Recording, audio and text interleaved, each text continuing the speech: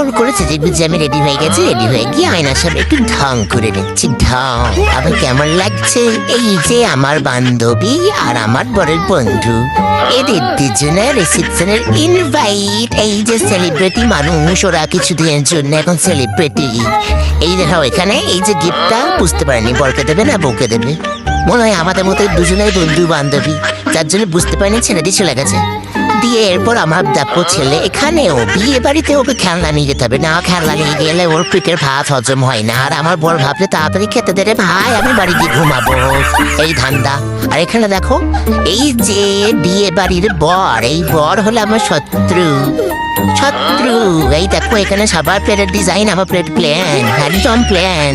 আর আমার ছেলে এখানে এত পড়াশোনা করছে, এই পড়াশোনা যদি বাড়িতে করতো ফার্স্ট হয়ে যেত, ফার্স্ট একদম ফার্স্ট।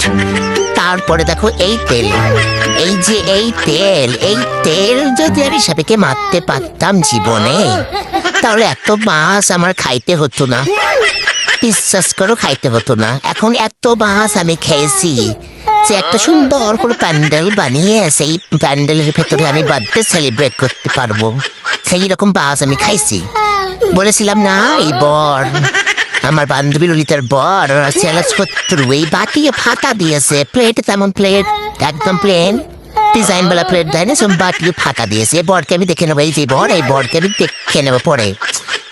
আর এই যে এসে পরে নিচে একটু ঢং করে বান্ধবী ললিতার বানানো ব্লাউজটাকে একটু তোমাদেরকে দেখিয়ে দিলাম, কত সুন্দর বানিয়েছে বলো, তাই না? দিয়ে আবার ঢং করে বাড়ি চলে এলাম নাচতে নাচতে তিনজন মিলে। দিয়ে এরপর এই যে আমি সমরটা বানিয়ে গেছি, এই সমরটাকে আমাকে গুটাতে হবে।